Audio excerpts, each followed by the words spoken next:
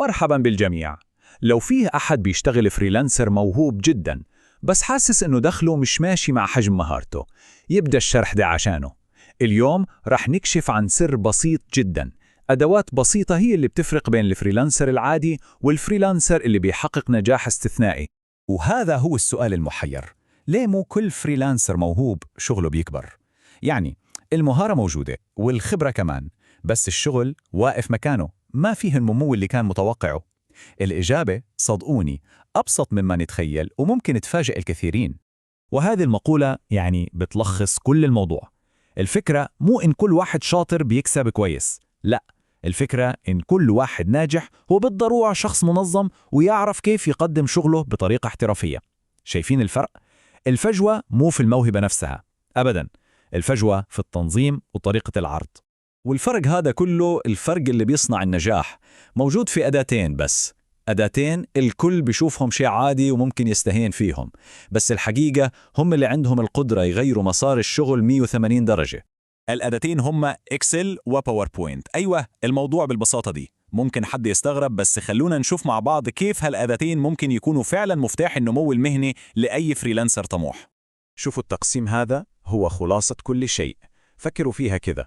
إكسل هو العقل المدبر لشغلك، هو اللي بيرتب كل شيء من وراء الكواليس، بيحول الفوضى لنظام.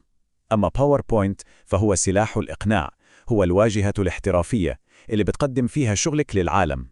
يعني واحد بيرتب البيت من جوا والثاني بيظهر جمال البيت للعالم الخارجي، نظام داخلي وقوة خارجية. طيب خلونا نبدأ بالأداة الأولى، إكسل.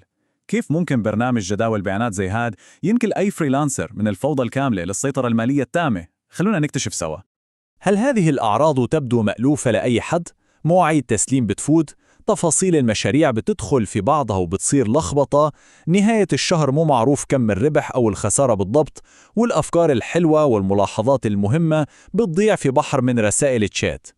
هذه هي الفوضى اليومية، وهي بالضبط اللي بتضيع الفرص وبتقلل الدخل. وهنا يأتي دور إكسل كمنقذ. شوفوا كيف بيخلق النظام في 3 خطوات بسيطة. أولاً، إدارة العملاء، يعني كل المشاريع، مواعيدها، حالة الدفع، كلها في مكان واضح وواحد. ثانياً، تتبع الأمور المالية، بنسجل ساعات العمل، الدخل والمصاريف عشان نعرف بالضبط كم الربح الصافي. وثالثاً، وهذه مهمة جداً، التسعير بثقة. لما يكون عندك بيانات واضحة بتقدر تبرر أسعارك للعميل بكل ثقة وتعرف أقل سعر ممكن تقبله. تمام، رتبنا أمورنا الداخلية بإكسل. الآن ننتقل للأداة الثانية ونشوف كيف بنبني على هذا الأساس القوي. باوربوينت، لا، هو مو بس للعروض التقديمية في الجامعة والمدرسة. في عالم الفريلانس هو أداة إقناع جبارة لكسب العملاء عن طريق شيئين: الوضوح والاحترافية. وهذه نقطة بصراحة جوهرية. العميل ممكن ما يفهم التفاصيل التقنية المعقدة لشغلك، وهذا طبيعي، لكن اللي بيفهمه 100% وبقدره جدا هو التنظيم والوضوح والمظهر الاحترافي. طريقة عرضك للمعلومات هي اللي بتحدد في عقل العميل قيمة شغلك الحقيقية. هذا الجدول بلخص كل الكلام اللي قلناه. شوفوا الفرق الشاسع. قبل كانت الأفكار بتتقدم في رسالة شات طويلة ملخبطة وغير منظمة. بعد نفس الأفكار بس في عرض تقديمي مرتب من 6 شرائح. المحتوى يمكن يكون هو نفسه، لكن الانطباع يا الله تغير تماما، من شخص فوضوي وغير محترف إلى شخص منظم واثق من نفسه ومحترف. وهنا نوصل لزبدة الموضوع، المعادلة السحرية للاحترافية.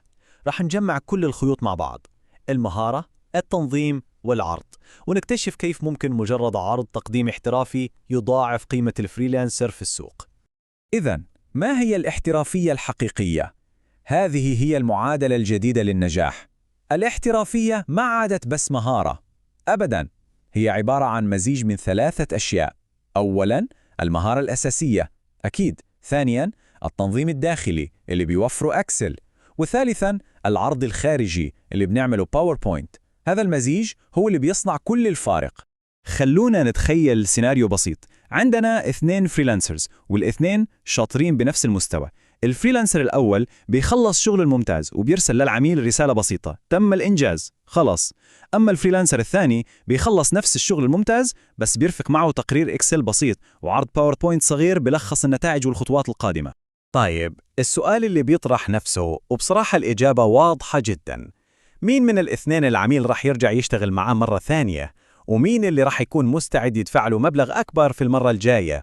الإجابة معروفة، وهي اللي بتثبت لنا قوة هذه الأدوات البسيطة. إذا ما هي الخلاصة النهائية؟ إيش هي الرسالة الأساسية من كل هذا الشرح؟ ببساطة هي معادلة جديدة للنجاح في عالم العمل الحر. عشان الشغل ينمو بجد في عالم الفريلانس، إتقان المهارة اللي منبيعها لوحده ما يكفي أبداً. لازم وبنفس الأهمية نتقن الأدوات اللي بتخدم هذا الشغل، الأدوات اللي بتنظموه وبتعرضه بأفضل صورة ممكنة. والآن نترككم مع هذا السؤال للتفكير: ما هي الخطوة الصغيرة، خطوة واحدة بس، اللي ممكن أي فريلانسر ياخذها اليوم عشان ينظم شغله بشكل أفضل أو يقدم عمله بطريقة أكثر احترافية؟ تذكروا دائما، أكبر التغييرات تبدأ بخطوة صغيرة واحدة.